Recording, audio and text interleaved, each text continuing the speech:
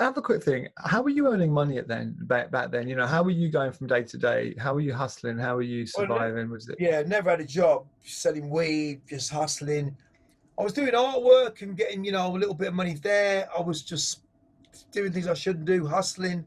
Hmm. I was selling a lot of stuff to Iceland. I was getting like belt buckles, b-boy stuff, getting from Trevor Norris from Kings Road, next door to World's End. Get Utopia had his shop, getting stuff from him.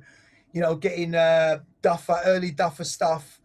And just selling stuff in boxes to Iceland and the Midlands, and selling like Hysteric Glamour, grabbing bits from Hysteric Glamour, and I was hustling clothes. I was, I was really into the overground stuff that was happening. Alex Baby rolling, all the stuff people were wearing, in the early Stussy when they were in Earlham Street in Covent Garden. So I was kind of just really hustling clothes at the time. And I was selling paintings, believe it or not, graffiti paintings. I was backdooring Lynn Franks. So the PR people, Janet Fishcron, who was seeing Trevor, says, come in and see us. I went in there to Lynn Franks. And they had all these samples, Pepe jeans, Soviet. And I was like, do you want a painting for those? A couple of sample boxes. There you go. And I'll take all this stuff and just sell it. Go down to Camden Market, sell it to a few people, send it to my friends abroad, just hustle. That's how I made my money. Very good. Okay, so we are 1992, something like that. You've done Rage, you've been building up your contact sheet, you're in it, you've been working with, you've met Doc Scott, you're hanging out with Groove Rider in Reinforced, making your first records, owning your music. You've met Trenton Harrison, he's a manager. Yeah. What happens between that era and suddenly signing to a major record label and being the artist who is representing a movement and who is releasing an album which has never really been done before, certainly with this kind of music? So yeah, tell us about that sort of period. Trenton, I spoke to Trenton today. We have a great relationship. I mean, he's been my man. I mean, we just spoke about George, who was still Ice-T's manager, and he said to me, I always said, where did it all go wrong? He thought, well, you were number one, you were crazy, you were just off your nut, pretty much every time, every day, you're pretty much crazy, and you're on the American tour, and you basically told K-Rock to go fuck themselves, and we're speaking about George because obviously he was Ice-T's manager, and he was there at the meetings, and to look after me in America while Trent was in England. And I just didn't give a fuck, the way that the music was received. But going back to the point with Trenton, I'd met Trenton in Camden, and he said, he was managing, looking after Public Enemy, De La Soul, he did all this other stuff that he'd been doing.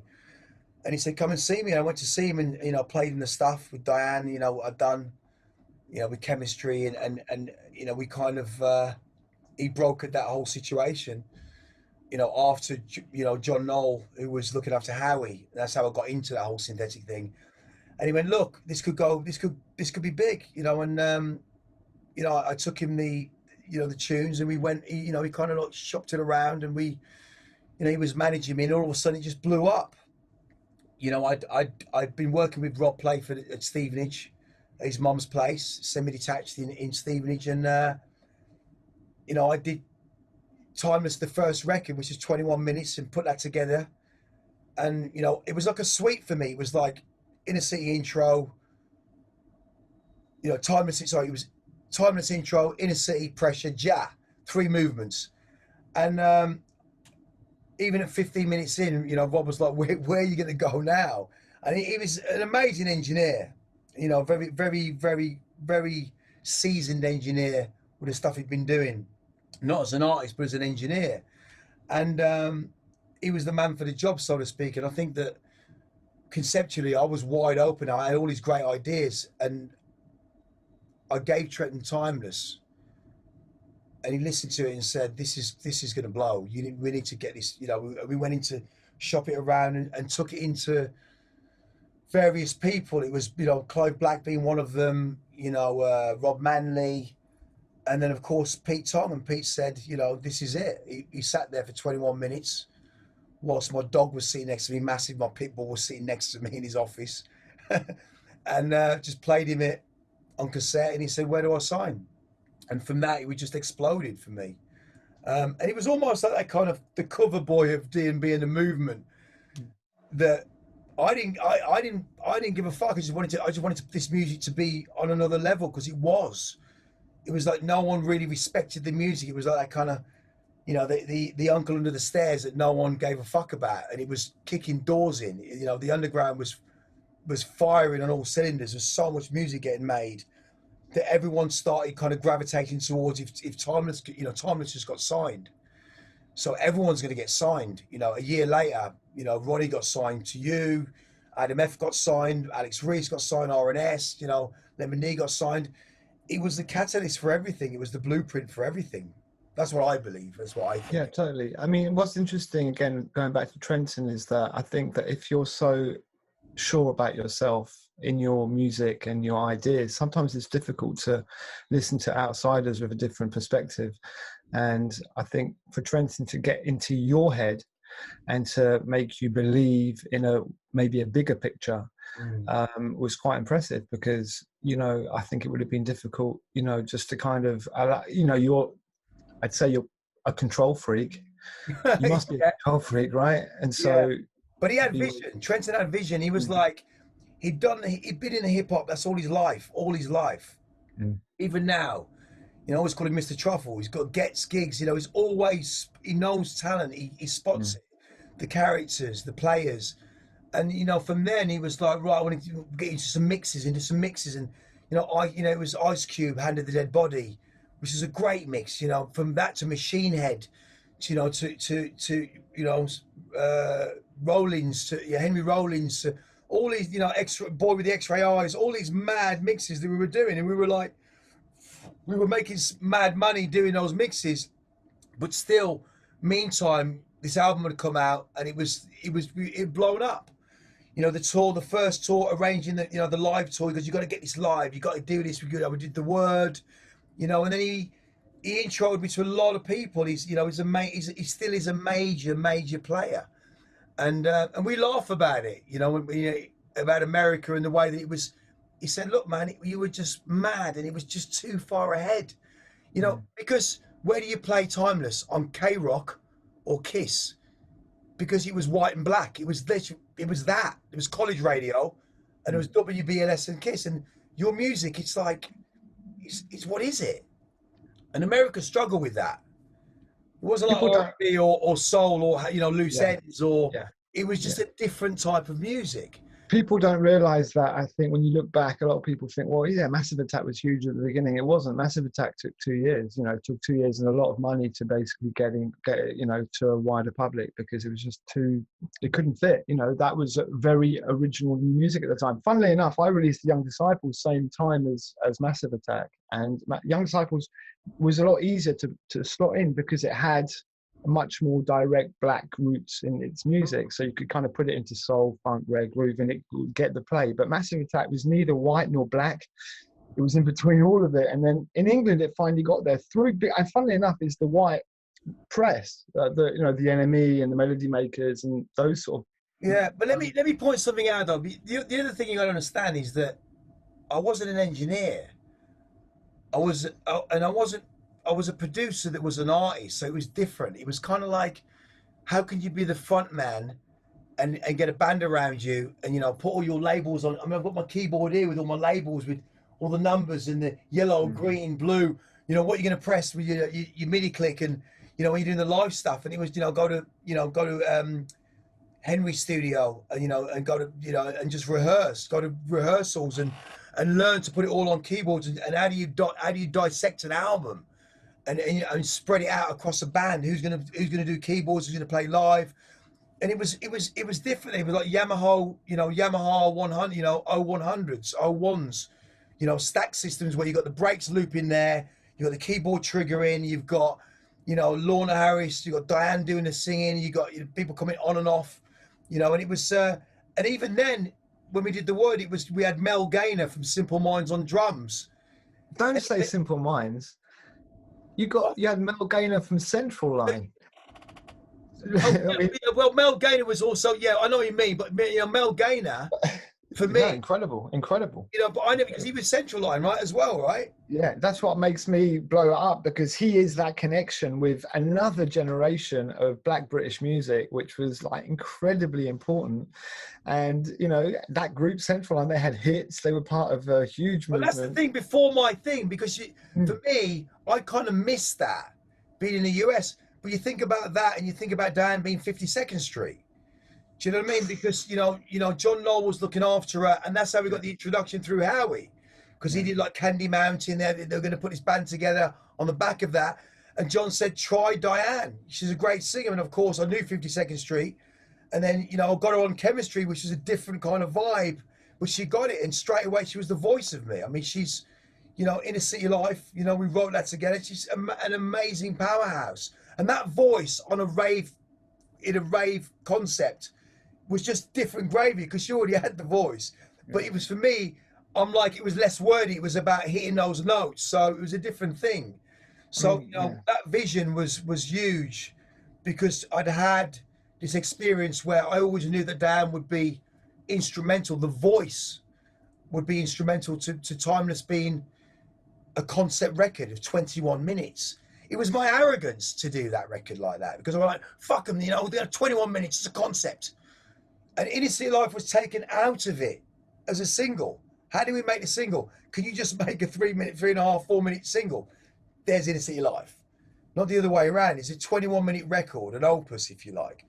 And of course, it was a mad. When I think about it now, it's a righteous concept. It still is, and it's done what it says on the tin in that respect. But Mel, going back to Mel Gaynor, when you think about the one tune on Timeless, which was the live element, was Sea of Tears. Having a song that was outside of D&B, along with Adrift, which wasn't part of third, second, and third gear. It was like fifth and sixth and cruise mode. To how can the music be appreciated in a D&B element, but be outside of the gravity of what people think it should be. And I always wanted to do Adrift because of the Pat Metheny. I always wanted to do You and Me because of Robin Smith's involvement. Robin Smith as a player, a pianist, and a singer-songwriter in his own right was huge for me, because Trenton went, "You've got to meet Robin." 5-star albums he'd done. He'd written that. He'd done all the stuff with Earth, Wind and Fire, Gladys Knight, and he was seeing an era change, like Mel saw an era change. Mel had a studio in St Anne's Court, and that's how we got the studio. We went from Rob's semi-detached mum's house to St Anne's Court for the second album, for Saturn's Return, because Mel had the studio, was struggling, and we took over that studio. And in the same way with Robin, he was songwriting, but the music was changing. You had all this kind of churned out, this kind of Scott Aiken, Waterman music, and they were like great songwriters, and they were a dying breed. So there was this new way of kind of, latching onto them and using his skills to be able to play this. I want this classical intro for You and Me you can't laugh at our music anymore. It's stronger than that. Do you know what I mean? And that was really important for me to use not only the players, but the technical information, the MIDI information from recording the MIDI and taking that MIDI and putting it into my world of how can we make this play through vintage keys and Oberheim, and really switch it up electronically, which we learned from, Underground Resistance, if you like. I mean, I think for me, when I first heard Inner City Life, you came into my office with it and you played it. You'd already signed it away. I already signed it. Yeah, it was already signed. You gave it to me as an acetate. You came in, you said, "This is for you, Giles," because our office was next door to FFRR. How much did you sign, by the way? Can I ask that question? How much was the deal? Yeah, I think it was 60 grand, and it was a 2-album firm deal. Trenton again was the Don. He went, "This album's so over their heads that it's going to take them a year, 2 years to get their heads around it." Clive Black shook my hand and said it's a deal. And I think it was like a Thursday afternoon, and we got a phone call from Pete Tong in the morning. I'd already played it to Pete a week earlier, and Trenton said, "I just spoke to Pete." It was about 10 o'clock at night, so I just spoke to Pete. You got to meet him you got to meet him at Maria's Cafe in England's Lane at 9 o'clock the next morning. He wants to expand the deal, and he was 2 albums firm. So Clive Black was about to lose the album after a handshake, and lo and behold, we got David Glick involved straight away. And in the afternoon, when we'd signed, and I had to make that phone call to Clive Black, and he was like, "How dare you? We made a deal. Well, you shake people's hands all day, mate. You know, it was one album, but you didn't want to do too firm."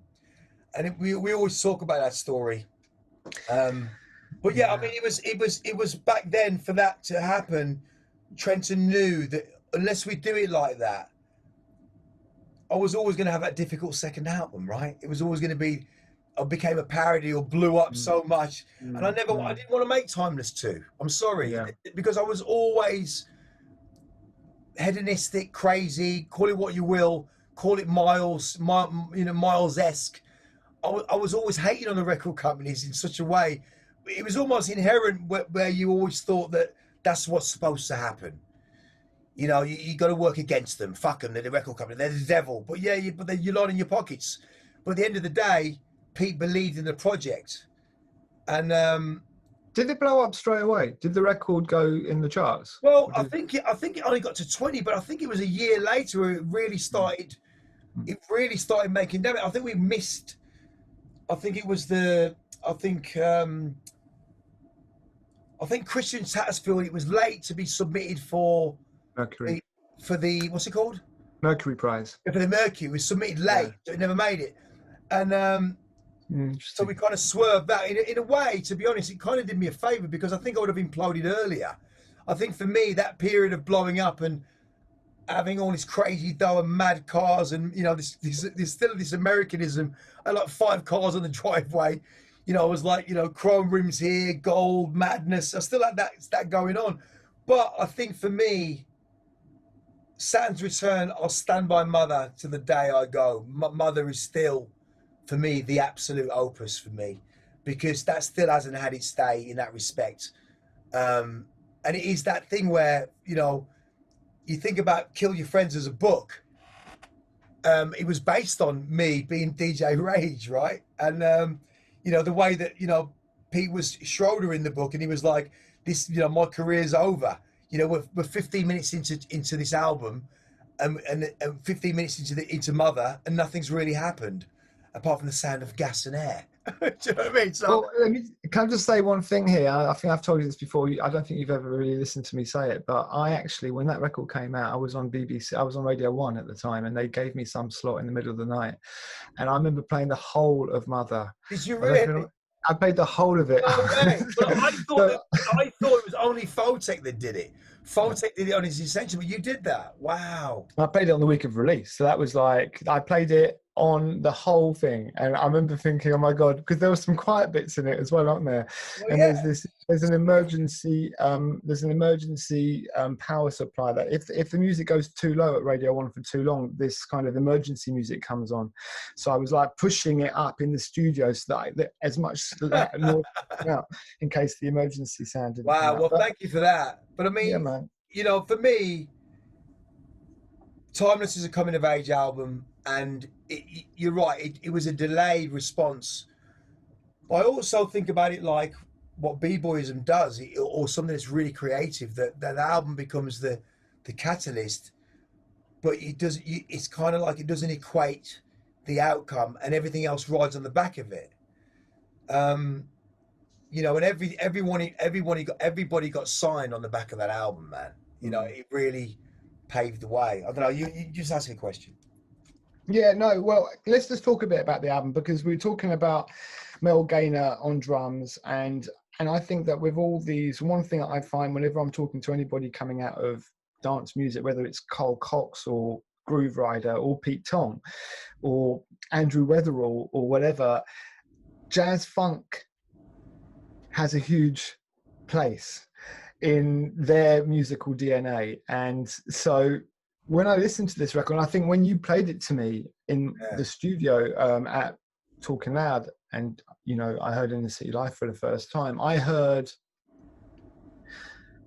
drum and bass somewhere in there, but I heard jazz funk. I heard freeze, southern freeze. I heard a kind of an atmosphere You're that's, spot on there. what's that? You're spot on there. I mean, Atmosphere and Freeze have always been, you know, Maze has always been my favourite tunes, along with SOS Band. And if you think about from Chris Biscuit to Dark Rider to Angel to the Terminator EP into Timeless, those influences, even more so on Timeless, were there because they were huge, the way that they were for me. Um, and I think it was I can hear it, but in a way that is almost ushered into it in a way that I wanted that wild style of, you know, it's there, but you don't know exactly how is it there, but I can't. I'm not hearing it as a sample that I heard in Dark Rider or Chris Biscuit. It was just a sample that popped up.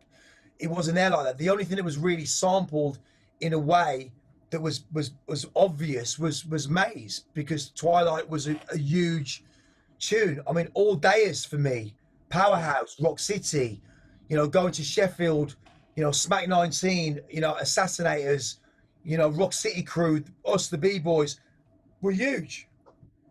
Is that the I record found, right there? I found this record. I want to play it to you.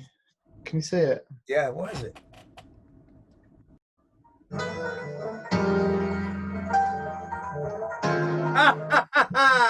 Yes. Yes. Yeah, man. That's it. That's it right there. Yeah. A So you told massive, me about for that. all of you that could only hear a little bit of that, Nobuko Takamori, right?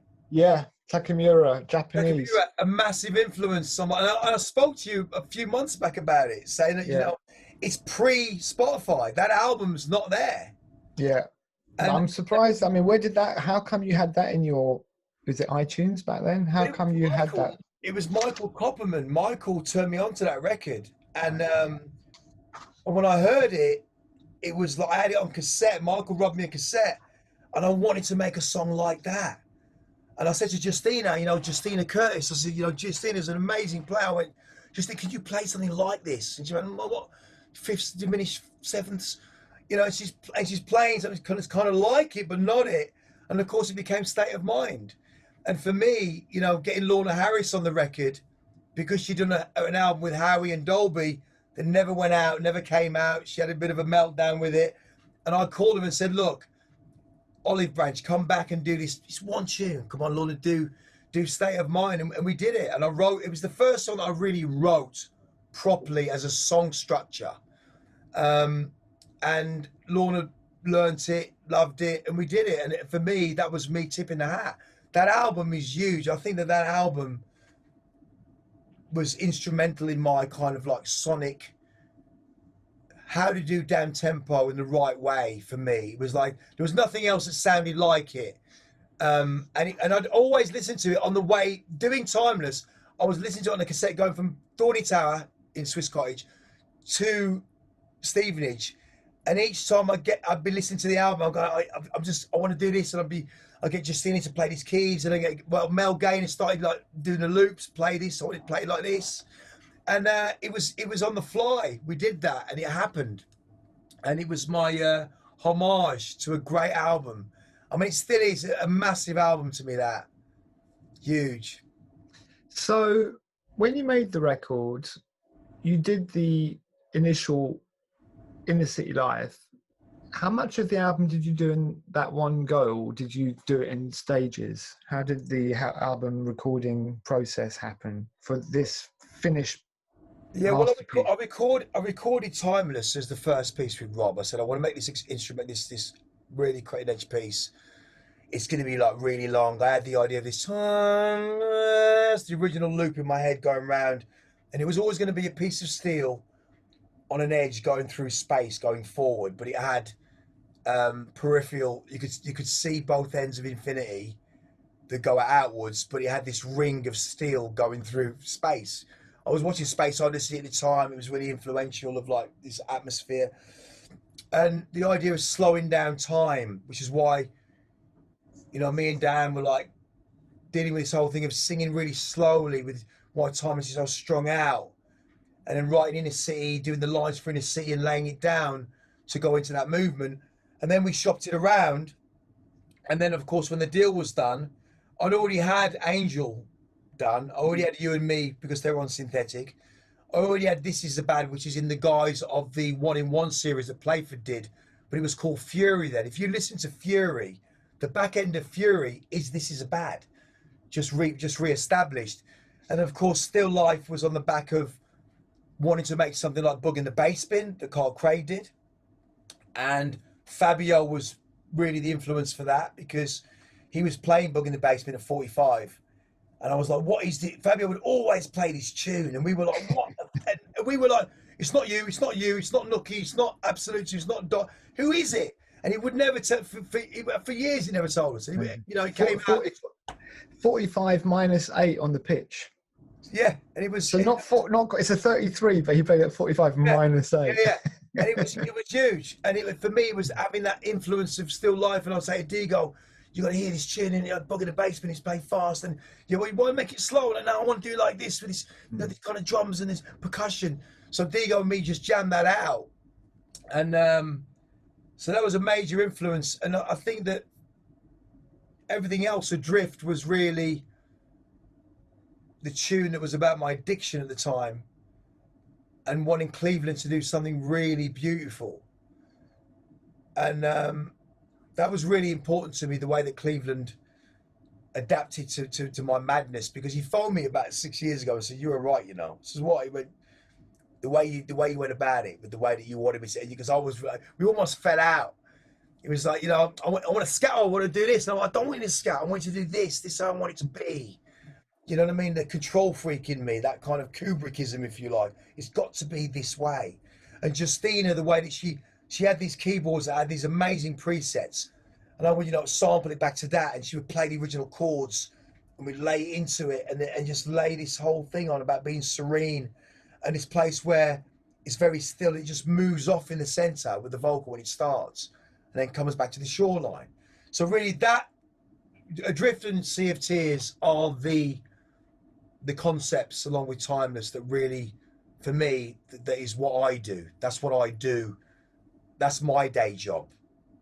It has to be. If you don't have those tunes on there, it's just another D&B album, Excursion, and it's not that. And you think about Sensual. I mean, that's Dire Straits. I love my MTV. That was the biggest influence for me, because I used to hear it when I was a kid, and it's just, I love my MTV. And he just stayed there, and I want a loop that just stays there. Sensual, it just stays there. And me and Dan, it was Justina Curtis pointed it out that me and Dan had a fallout in the car because I wanted to sing something one way. We had a big fallout, and she was supposed to do it, and it ended up me and Justina doing the kind of ad-lib vocals for it. But it worked. It worked, and it was, for me, that was. And it was also a time technically where me and Rob were really pushing the boundaries with a thing called mesophiles, where you could take audio in Logic and dissect it as audio, as opposed to, key loops with breaks. And that was really a breakthrough, because when you listen to it, that and Chemistry, which was another tune that was reworked for the album, if you listen to Sensual and you could take away everything from it and just have the breaks, it just moves and it just keeps changing. And he keeps dropping out the hats, drops out the kick, and we just moved it along. So it was, for me, even more so with Chemistry, the way that it was eclectic, but it had complete control on the way that the breaks would move. It would just move. And for me, it was a little bit like the analogy I showed Rob was, there were these little screens you could get with loads of nails inside, and you could push your hand into them, and they give you a contour of your hand. And I went, it's got to be like that. I want the breaks to be completely in their own liquid, if you like. So they just sound like a complete movement. It's just, for me, that was like editing perfection almost, those tunes. You talked about you were going through sort of addiction at that time. Did that kind of, were there days you couldn't go in, or was it sort of you were living it and you weren't yet sort of looking at? I was kind of living it, but you can't be on it in a studio. It was No. just rule number one. No, no, no. It doesn't work. Your sound, it doesn't work. Your ears switch off. It was for me, it was, I know it's just really wrong to say, but that's the concept. I'd weekend off it, lose myself, put it together, write all these mad sketches in books. I've got loads of books I just draw sketches in and like writing and words and listen to Miles Davis, listen to Decoy, come back in like that, and then I write Charles Mingus, that thing, that, and just have all these ideas and go, right, Rob, we're doing this Tuesday, I had a day off Monday, yeah, crap. I want it to be like this, right, breaks, but I want it to be like this. Take this thing from a cassette, yeah, got that. What's that break? Oh, I don't know what it might be. It's that, well, it's assembly line, circus break. We started naming all these breaks, redoing them, finding the originals, dissecting them, editing them, and then conceptualizing how I'm going to work it, going there. It was always about the arrangement. I've got my big board on the back wall, and I'd always be drawing out on the board. I wanted to go like this. And then me and Rob had times where we were like that. And I went, Rob, just listen. This goes like that into that. Yeah, but it's the same. It's math. It's there. I said, yeah, but it does. Even if it's going to go there, it's not going to sound right because of this dynamic. It won't. Move it there. You know what I mean? So for me, I would always fight for that space. And being that control freak, it paid off. Because Rob would be like, you're fucking right. It works. I don't know why it works, but it works. But the addiction was heavy into Saturn's Return, where did rehab, did all this fucking mad, trying to get all this fucking self-help and go out there, but still the art was the thing that was in my ear. This isn't you, man. Get back into the creative side of it. And to be honest, I was out there for a long time, and it felt like being a loner anyway was one thing, but it was like being a bigger loner because all this stuff had blown up, and I didn't want to be around. I'd go out, if I went out to 10 rooms or a party, I'm 20-handed. The entourage, it was all the hangers on and the people. It just became too much for me, to be honest. How did the community feel, the drum and bass community? How do you feel they responded to your record? Because it wasn't a record you could, it was kind of your classic record you listen to when you get home, like you were doing after Rage, right? It wasn't like the bangers, if you like. It wasn't like Billinger or Optical. It was a thing where I'd done that earlier on with those tunes. People forget that. People forget that Dark Rider got played for the first time in Rage. They forget that Terminator got played and was on dubplate for 18 months before it even made it to vinyl. It was recut 3 or 4 times. Hype used to mix it together at Orange Club, 2 of them in the mix, scratching them both up. For me, I'd already done that so early that by the time the album blown up, people forget that I'd done that. And I couldn't go backwards. I didn't want to make bangers. I wanted to make conceptual music. But that's why Metalheads came along. Because I already had Reinforced and then moved out of that. And then out of that came, Drums 95 and Rider's Ghost. So that was the beginning of Heads and obviously then Blue Note. So I already had my camp now. Metalheads is my life. And let them boys do first and second. I'm going to be doing this down here. And I didn't really give a fuck, but I got a lot of flack. You know what I mean? I got a lot of flack, from a lot of kind of like, people wouldn't say it to me, but they were like, he's selling out, he's doing this, he's like, it's a pin-up boy, saying, yeah, it's the face of it. They all wanted to be on the front cover within 2 years. Do you know what I mean? It's a dirty job, but someone's got to do it, really. But I didn't really care because I'm a b-boy. I didn't really care about that. Mark and Digo, let me just finish. Mark and Digo were like, listen, man, you're just doing your thing, man. That's why I can't be bothered with all that. I can't be bothered with all them fucking idiots, man. We were doing that shit years ago. Do you know what I mean? So that was it, really. And when you think about Tom and Jerry was their response. They went, what, you want jungle? Let me show you some jungle.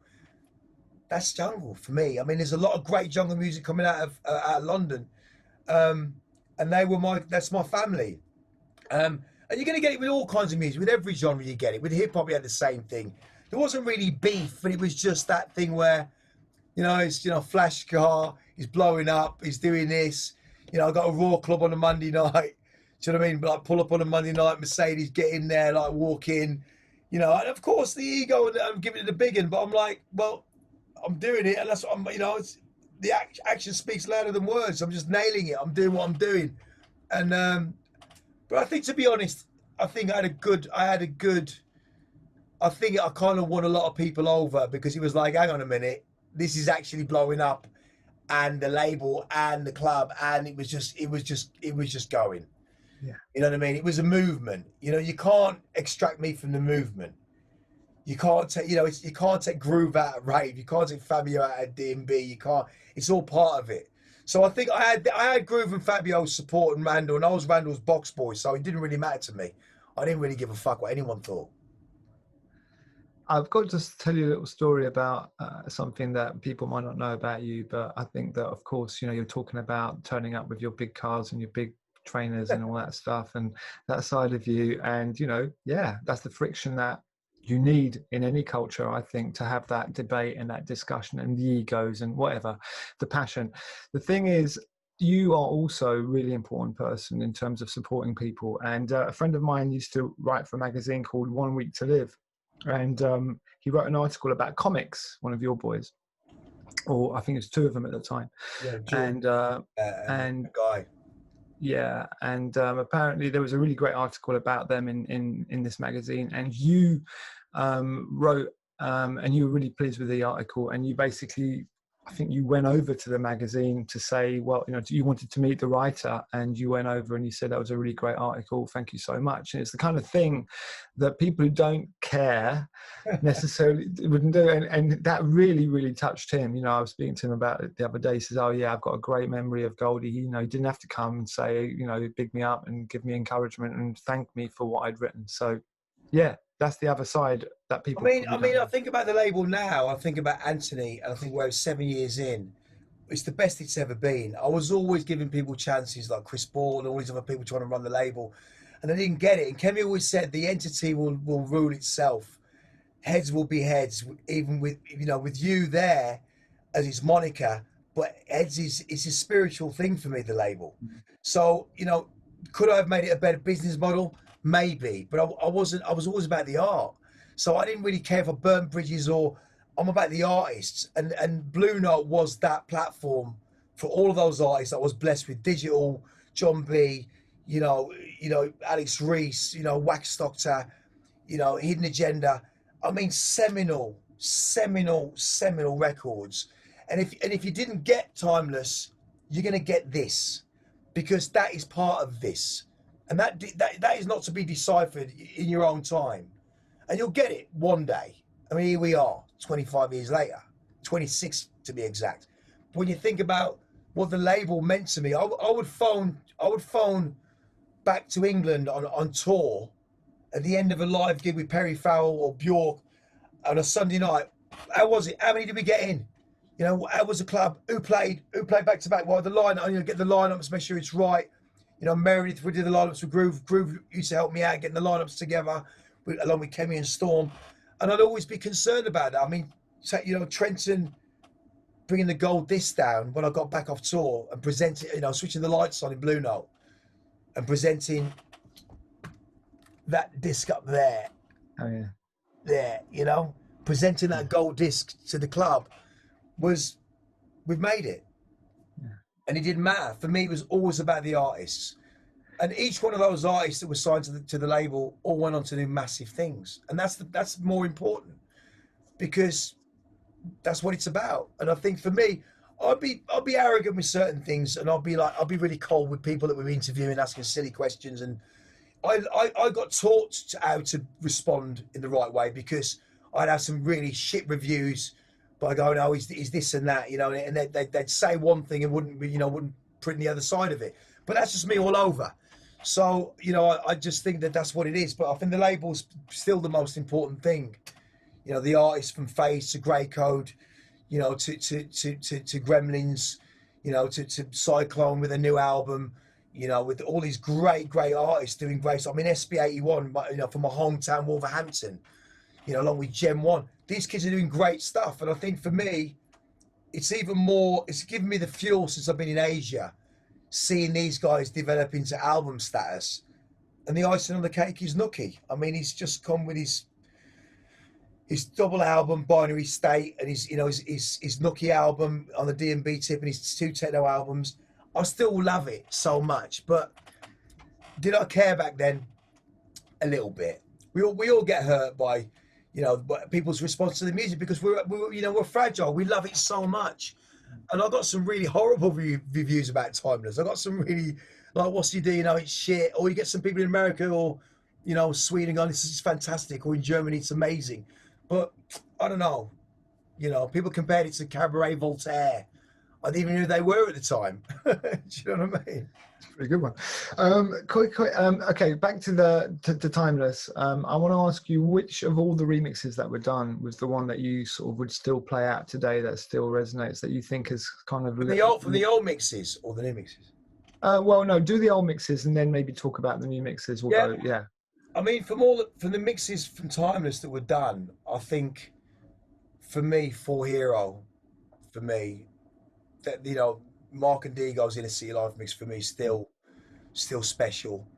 And they went on to do, like, you know, the Golden EP. Do you know what I mean? They went to do their own thing with into For Hero, and I think there was an influence there that went both ways.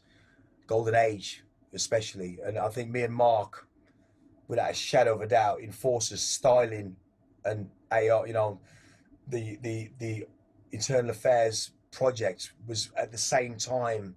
You know, it was backing it. But I think for me, mixes wise, I think for me, Doc Scott's chemistry still gets me every time. Every time, that still touches me to the core. You know, along with you know, I mean, our rendition of chemistry for me is still special. You know, Scott's chemistry is out there in its own space. But at the time with the record company, you know, Ronnie did a mix and Nookie did a mix, and, you know, for me, ultimately, after all that happened and you go through the motions of who's going to mix what and you get all these people to do it, I was still very kind of like, I wanted more out of it.